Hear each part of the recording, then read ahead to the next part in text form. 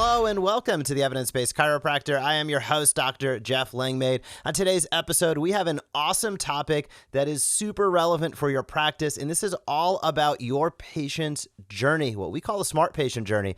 This is how you can attract, engage, and retain more of your ideal patients. We're going to cover those three key phases that all patients move through in your practice, the 6 touchstones of engagement, referrals, and reactivations, as well as how you can build a flywheel of attraction and retention, which leads to future growth. That's a tall task, but we're going to hit it all and more on today's episode. Before we get started, I want to say a few words about the Smart Chiropractor.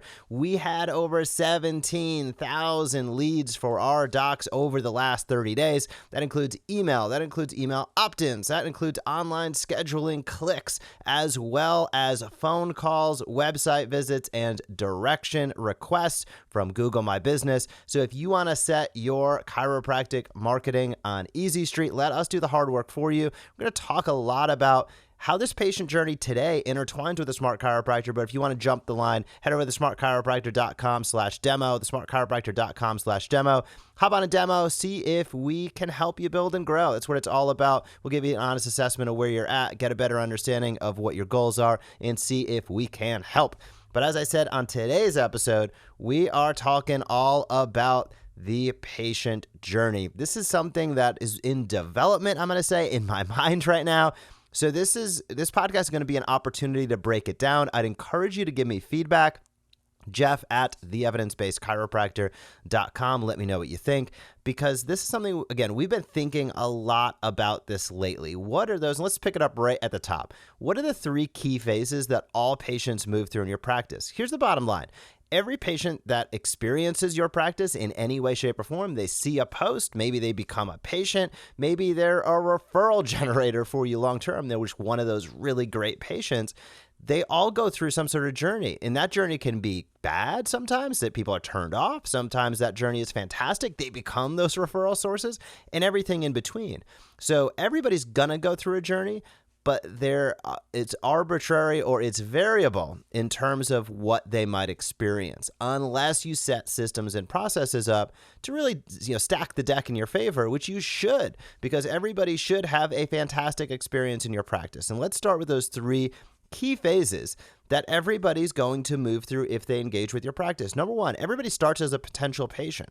So they start as a potential patient. They're not a patient yet. They might be exploring things. Maybe they were referred and they're making that first phone call. Maybe they've been following you online, but they're a potential patient. That's phase number 1.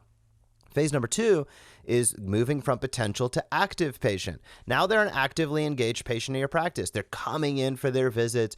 They're talking with you. They're getting results. All of those things fall under active patient care. And that's the second phase of the patient journey, is an active patient. And the third phase is what we call a proactive patient. Now that terminology might be new to you, but this is really that retention loop. In a smart patient journey, patients are moving from potential to active to proactive. Proactive patients, again, these are individuals who are advocates for your practice. They're reactivating. They're giving referrals and testimonials. We'll walk through all of this, but I think it's really important for you to understand, and we're kind of developing a really cool graphic around all of this as well. You really need to understand that's where and how patients are moving through your practice each and every day, every week, every month. They're going from potential patient to active patient to proactive patient. So your thought is, well, how do I move people through that process elegantly? How do I move them through in a way that makes sense, that they're excited about? How do I move them through in a way that benefits them and benefits me and my business?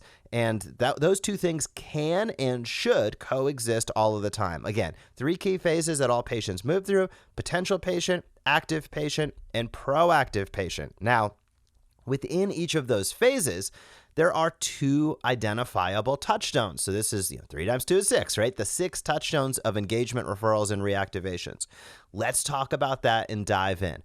And understanding this is the first step towards being able to optimize. So that's why I wanted to hop on this podcast as we're still developing these thoughts and ideas, because understanding it is the first step towards using the power of the information, using the power of knowledge and optimizing your patient journey so that your patients are able to get the best care possible, the best results, and your business is able to be as strong as possible and grow as quickly as possible. So let's talk about those 6 touchstones. There's 2 for each phase, and we'll start at the top with a potential patient. So a potential patient is somebody who's not an active patient yet, right? They haven't made that decision. They haven't crossed over that line. They're still checking things out. What are the 2 key things that you can do to guide somebody through potential into becoming an active patient? Those 2 things, the 2 touchstones for a potential patient, are teach and invite.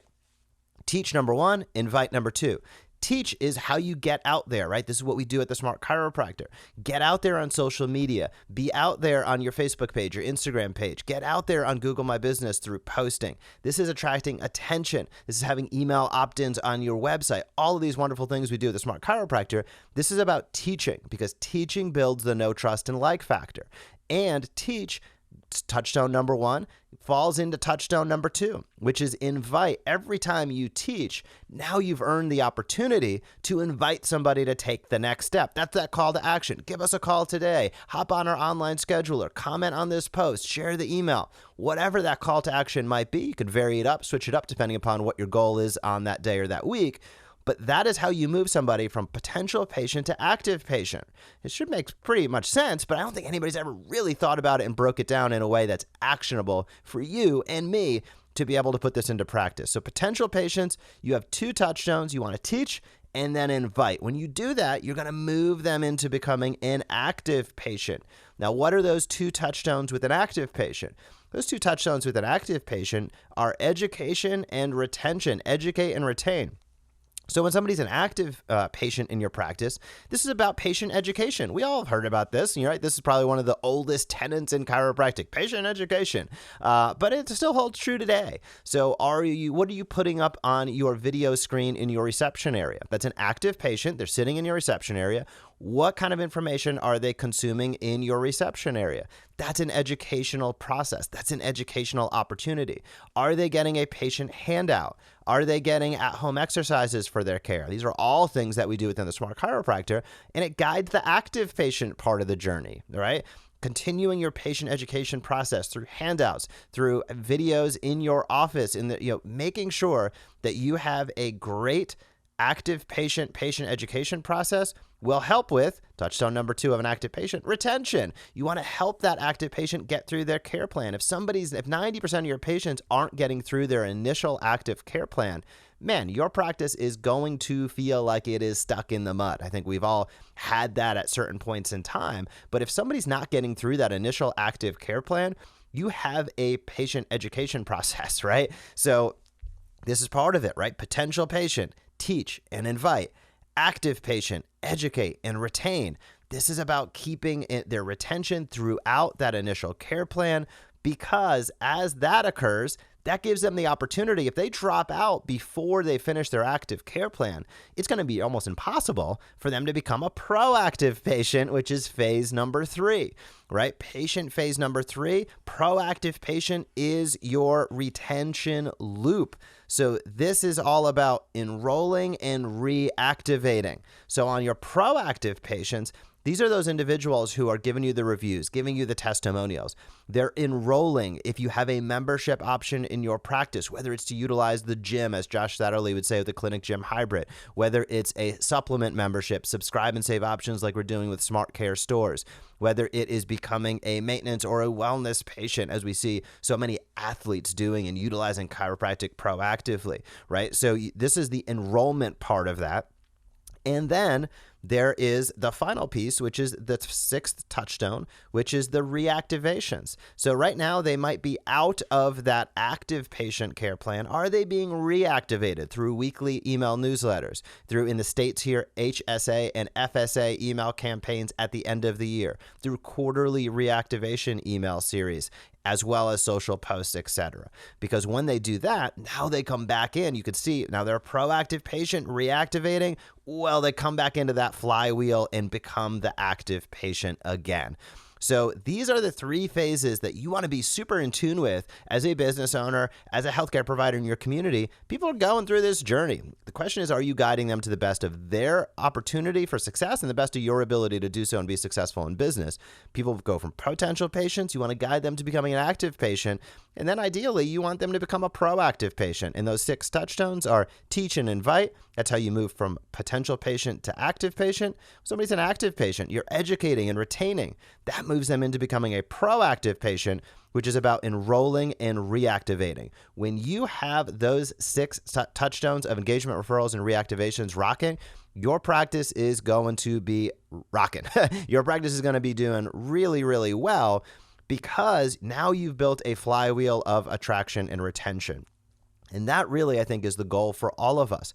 Identifying those ideal people, those ideal patients that we love to take care of, keeping them in our practice, not by overly aggressive care plans, not by any sort of sales tactics or anything that you don't need to feel good about or don't want to do or shouldn't do and can't do, but what you can do by educating, by teaching and inviting, by continuing to educate as they become a patient, by having great retention, enrollment, and reactivation processes and systems.